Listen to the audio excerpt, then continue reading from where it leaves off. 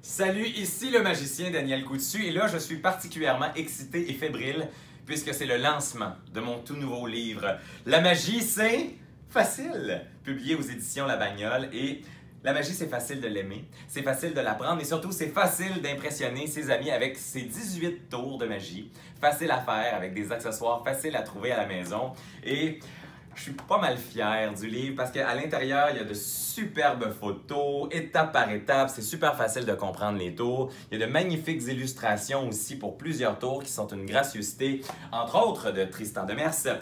Et il sent particulièrement bon aussi. Et aujourd'hui, j'avais le goût et l'envie de vous offrir gratuitement un des tours de magie de mon livre. La magie, c'est facile. Donc, je vous fais le tour et ensuite, je vous l'explique. Ça vous va? Oui! Je vous ai entendu à travers Internet. Alors, voici comment ça fonctionne. Voici le tour. C'est impossible parce qu'à la fin, c'est ce que vous vous exclamerez. Vous allez dire, c'est impossible! Et qu'est-ce qui est impossible? Ceci.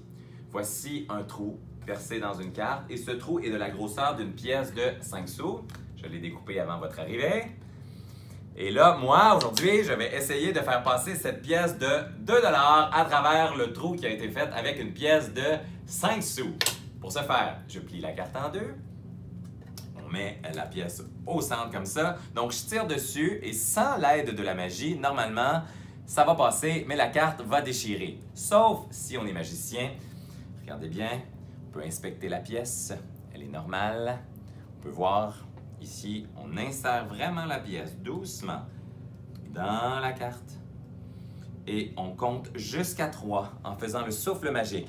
1, 2, 3 et en disant la formule magique, c'est impossible! La pièce sort du trou et la carte est intacte, elle n'est pas déchirée. Et c'est là que tout le monde s'exclame, mais Daniel, c'est impossible! Est-ce que vous voulez savoir comment ça fonctionne? Oui! Parfait! Ça tombe-tu bien? Je vous l'explique. Pour réaliser ce tour, vous avez besoin d'une carte à jouer, mais d'une carte à jouer dans un jeu qui est inutile. Genre, disons qu'il y a un jeu de cartes avec un bel élastique à côté d'une table de bridge ou à côté du jokeromi ou des plaquettes. N'utilisez pas ce jeu de cartes, ça risque de frustrer les prochains participants. Ce que vous prenez, c'est un jeu de cartes qui ne sert plus à rien, le genre de jeu de cartes qui sert pour 52 ramasses. Celui-ci est parfait. Je prends une carte au hasard, disons le 4 de cœur. Et j'utilise ensuite un crayon et un couteau de précision. Une pièce de 5 sous et une pièce de 2 $. Idéalement, vous les empruntez, c'est mieux que de prendre son propre argent. Donc, on prend la pièce de 5 sous, on la place au centre de la carte et on trace un premier cercle. En fait, le seul cercle que vous aurez à tracer. C'est un bel exercice de diction, puis en plus, c'est une activité super le fun. C'est comme faire des mandalas, ça relaxe. Une fois que c'est fait, on prend le couteau de précision. On est très prudent avec le couteau de précision.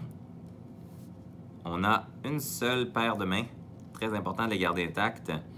J'utilise une planche à découper aussi, très important.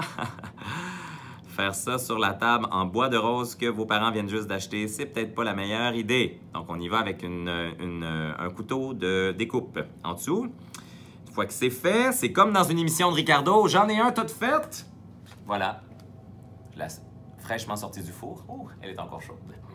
Ensuite, toujours avec un crayon, vous pouvez prendre une règle si vous voulez. Vous tracez une ligne de 2,5 cm et toujours avec le couteau de précision. Vous découpez une fente d'environ 1 pouce. Mais là, pas 1 pouce comme mon pouce à moi, 1 pouce comme dans l'ancien système de mesure. 2,5 cm ou 2,54 cm est encore mieux. Et une fois que c'est fait, vous obtenez ceci. Et là, vous voyez qu'avec la texture de la carte, c'est une fente qui passe pratiquement inaperçue. Et si vous tenez la carte de cette façon, le bout de vos doigts cache la fente de façon à ce qu'elle soit inconnue du public. On est prêt à commencer le tour, la préparation secrète est complétée. Donc, c'est à partir de ce moment-ci que vous dites, bon, voici, j'ai une carte avec un trou à l'intérieur, qui a été fait avec une pièce de 5 sous. Très important de ranger le couteau de précision aussi, ce sera plus crédible. Donc, une fois qu'on a présenté la carte et le trou de la grosseur de la pièce de 5 sous, on dit à son public, si j'essaie de passer une pièce de 2 $ à travers le trou, c'est impossible, bien sûr, sauf si on est magicien. On plie la carte en deux, en conservant le côté de la fente près des doigts. Et pour convaincre le public que tout est normal, on insère le 2 $ une première fois pour montrer à quel point la pièce de 2 $, elle est prisonnière. Ensuite, on dit au public, voulez-vous inspecter cette pièce? Pendant ce temps, on manipule doucement la carte pour ouvrir la fente. En reprenant la pièce, toujours en gardant la fente face vers le bas, on l'insère pour que l'image qu'on crée de cette façon sera convaincante. Mais moi, je ressors la pièce par la fente et j'utilise mes doigts pour garder la pièce collée sur la carte et ainsi créer l'illusion que la pièce est toujours prisonnière à l'intérieur comme on a vu quelques secondes auparavant. Une fois que ça c'est fait, on dit la formule magique 1, 2, 3, c'est impossible! On tire doucement dessus. Le public est étonné. La foule applaudit puisque la carte n'est pas déchirée et le public est charmé. Alors voilà, c'est un des tours de mon livre, La magie, c'est facile. Alors si vous voulez apprendre, en savoir plus ou avoir plus de détails sur ce tour ou en découvrir 17 autres, mais c'est là-dedans que ça se passe. La magie, c'est facile. Aux éditions Le 24.